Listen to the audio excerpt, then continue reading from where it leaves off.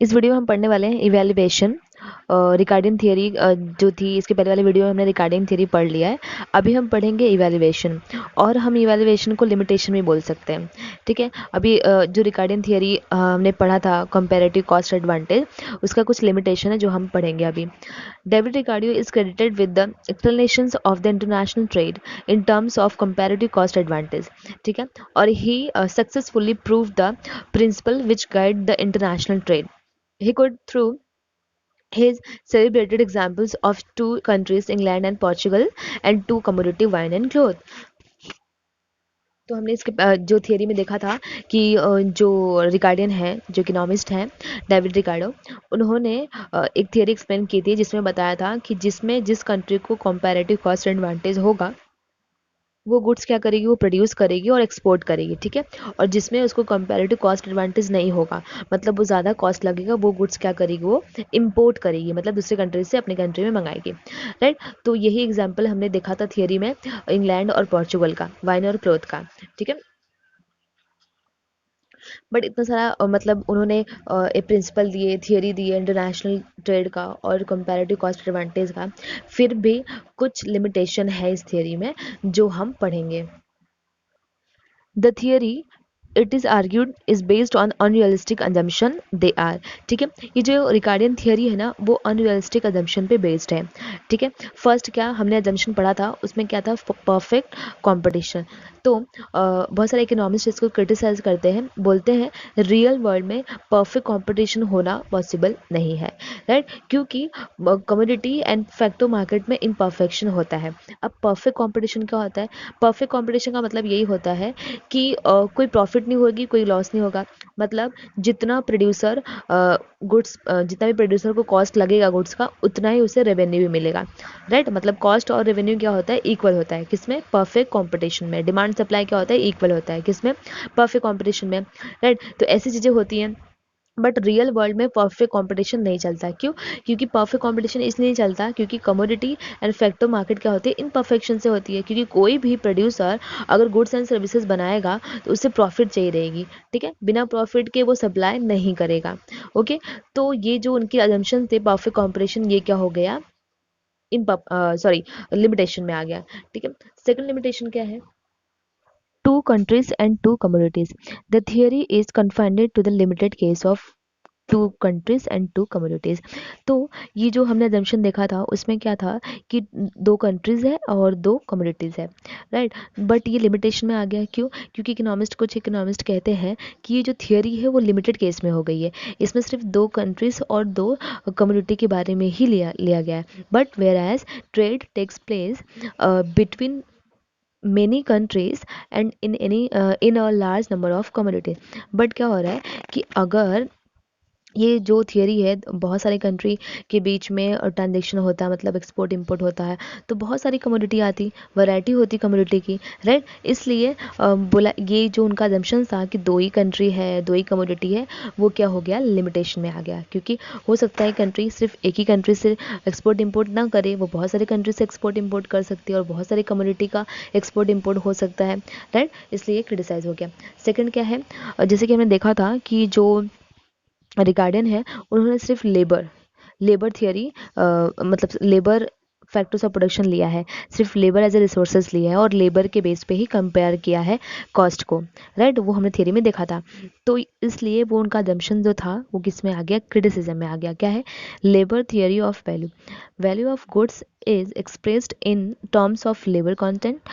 A labor theory of value developed by classical economists has too many limitation. ठीक है, and thus is not applicable to the reality. ठीक है, तो ये जो लेबर वैल्यू है, जो लेबर थियरी वैल्यू है डेवलप बाय क्लासिकल इकोनॉमिस्ट, उन्होंने डेवलप किया था क्लासिकल इकोनॉमिस्ट में, तो उसमें बहुत सारे लिमिटेशन आए थे।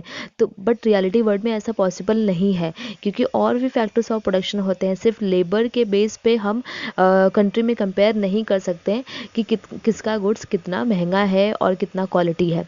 राइट, और कैसे हमें ट्रांजेक्शन करना है। Labor was expected to be the Ricardian invariant measures role. However, in the real world, value of goods and the services expressed in money. Right, but अगर हम रियल वर्ल्ड में देखेंगे तो हम ऐसा नहीं बोल सकते कि इस गुड को 4 लेबर ने बनाया है तो ये महंगा है, इस गुड को 2 लेबर ने बनाया है तो सस्ता है, राइट। हम लेबर के बेस पे नहीं कंपेयर कर सकते हैं कि कौन सा गुड्स कितना महंगा है और कितने गुड्स को कौन से गुड्स को एक्सपोर्ट करना चाहिए और किसको इंपोर्ट करना चाहिए, राइट। तो हम लेबर के बेस पे ये सारी चीज़ें नहीं बता सकते, राइट। वो कैसे होगा, मनी होगा। रियल वर्ल्ड में तो मनी से कंपेयर किया जाता है ना, कि वो अगर बहुत ज़्यादा महंगा है तो मतलब वो उसमें ज़्यादा मनी लग रही है प्रोडक्ट बनाने में, तो हम वो गुड्स नहीं बनाएंगे, वो इम्पोर्ट करेंगे। जिसमें कम मनी लगी वो गुड्स बनाएंगे हम, राइट। ये चीज़ें होती हैं। That is the prices are the value express in units of money, right. तो मेन रोल किसका होना चाहिए, प्राइस का होना चाहिए, ना कि लेबर का। इसलिए रिगार्डिंग की जो एजम्पशन है वो क्या हो गया, क्रिटिसाइज हो गया, राइट। डी क्या है, फुल एम्प्लॉयमेंट। तो अजम्पशन देखा था हमने रिगार्डिंग थियरी में कि फुल एम्प्लॉयमेंट है रहेगा, राइट। कंट्री में फुल एम्प्लॉयमेंट रहेगा, तो ये भी क्या हो गया, क्रिटिसाइज हो गया। क्यों, the assumptions of full employment helps the theory to explain trade on the basis of comparative advantage, ठीक है। तो ये क्या किया था कि उन्होंने कि जो फुल एम्प्लॉयमेंट है ना, जो एजम्पशन था वो हेल्प कर रहा है किसको, थियरी को, कि इसके बेसिस पे हम लोग क्या कर सकते हैं, कंपेयर कर सकते हैं किसका, एडवांटेज का। The reality it's is far from full employment, cost of production even in terms of labour और may change as the countries at different level of employment move toward the full employment, right. तो कहने का मतलब क्या है कि हमने देखा था कि कंट्री में फुल एम्प्लॉयमेंट होगा तो ये थियरी, रिगार्डिंग थियरी, वो प्रैक्टिकली क्या होगी, एप्लीकेबल होगी, राइट। ऐसा था। बट इन रियलिटी में हम देखेंगे तो ऐसा नहीं है, क्योंकि जो कॉस्ट ऑफ प्रोडक्शन है even in term of labour में चेंज एज द कंट्रीज, ठीक है, एट डिफरेंट लेवल। जैसे जैसे कंट्री चेंज होती जाएगी, जैसे जैसे डिफरेंट लेवल पे कंट्री जाती जाएगी, वैसे वैसे जो लेबर है, राइट, वो भी तो चेंज होते जाएगा, राइट। और फुल एम्प्लॉयमेंट फिर कैसे होगा, फिर फुल एम्प्लॉयमेंट भी तो चेंज होते जाएगा, okay. Employment move towards the full employment, different different level होगा, क्योंकि कंट्री में सारे लोग तो फुल एम्प्लॉयड नहीं होते। कोई स्टडी कर रहा है, किसी के पास एम्प्लॉयमेंट नहीं है, कोई एम्प्लॉयमेंट ढूंढ सर्च कर रहा है, राइट। तो ऐसी ऐसी चीज़ें होती हैं, तो सबके पास तो एम्प्लॉयमेंट है नहीं, तो इसलिए जो फुल एम्प्लॉयमेंट अजम्पशन है रिगार्डिंग का वो क्या हो गया, क्रिटिसाइज हो गया। नेक्स्ट क्या है, mobility of factors of production, ठीक है, as against the assumptions of the perfect immobility between the countries. We witness difficulties in the mobility of labor and the capital within a country itself, ठीक है।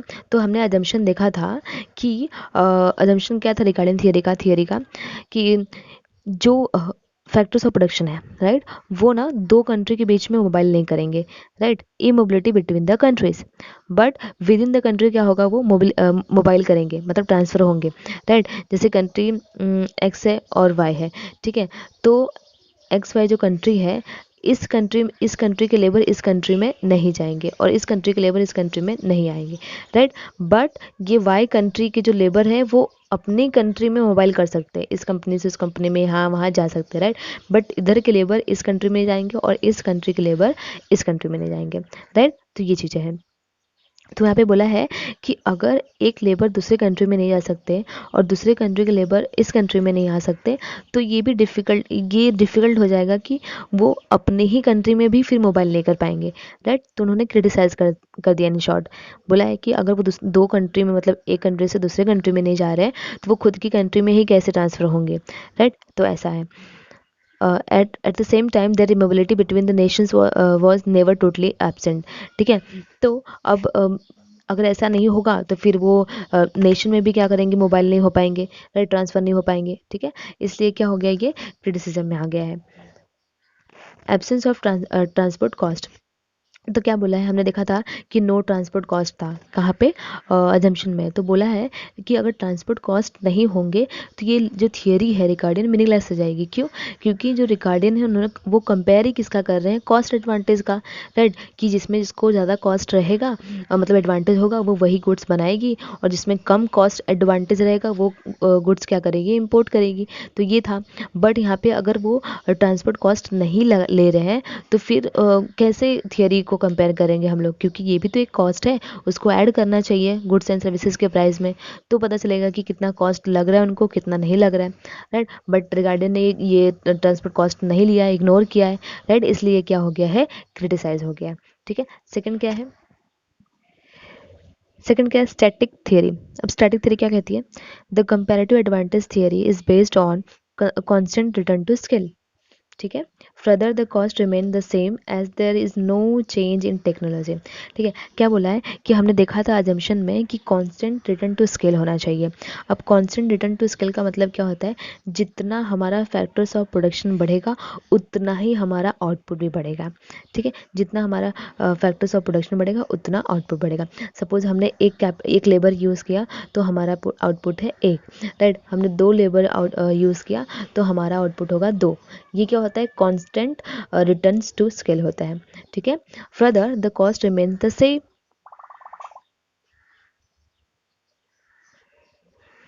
Further, the cost remains the same as there is a no change in technology। समझ में आया? और बोला है कि जो कॉस्ट होगा वो सेम होगा, क्यों, क्योंकि अजम्पशन ये था कि टेक्नोलॉजी में चेंजेस नहीं होंगे। ये सारे अजम्पशन की बात हो गई। In the other words the theory is based on the certain given condition which do not undergo any change, however the real world. ठीक है, हमने अजम्पशन देखा था कि टेक्नोलॉजी में चेंजेस नहीं होना चाहिए और कॉन्स्टेंट रिटर्न्स टू स्केल है, राइट। ये सारी चीज़ें हैं। अगर टेक्नोलॉजी में चेंजेस नहीं होंगे तो फिर कॉस्ट में भी चेंजेस नहीं होंगे, राइट। ये सारे अजम्पशन थे, बट रियल वर्ल्ड में ऐसा पॉसिबल नहीं है। ठीक है, क्योंकि the real world is never static. Technology quality of inputs, okay, especially labor and the availability of factors of production do undergo a change over a period of time। ठीक है, जैसे जैसे टाइम चेंज होता जाएगा वैसे वैसे technology, labour, inputs, quality of inputs, मतलब inputs मतलब क्या होता है, रिसोर्सेज, क्वालिटी, रिसोर्सेज की क्वालिटी, ये सारी चीज़ें क्या होती रहेंगी, चेंज होती रहेंगी। तो फिर हम ये थियरी को नहीं कह सकते कि इस थियरी में क्या अजम्पशन क्या है कि कांस्टेंट रिटर्न टू स्केल है और टेक्नोलॉजी में चेंजेस नहीं होंगे, तो ये रियल वर्ल्ड में पॉसिबल नहीं है। इन dynamic world comparative advantage does not remain the same. अब डायनामिक वर्ल्ड मतलब क्या, चेंज मतलब वर्ल्ड हमारा ऐसा डायनामिक जिसमें चेंजेस होते ही रहते हैं, राइट। तो हम नहीं कह सकते कि अगर हम कंपेयर कर रहे हैं कॉस्ट का तो वो सेम ही होगा।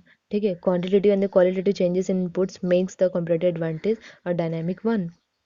क्योंकि क्या होता है, हो सकता है कभी कभी क्वांटिटी जो है और क्वालिटी जो है इनपुट्स की, रिसोर्सेज की, वो चेंज होती रहे, राइट। मतलब चेंज तो होगी ही।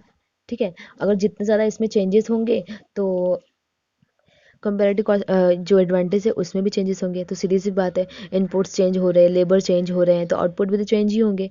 ठीक है, इसलिए इसको क्या किया, क्रिटिसाइज किया है। थर्ड क्रिटिसिज्म क्या है इस थियरी का, डिमांड इज इग्नोर्ड।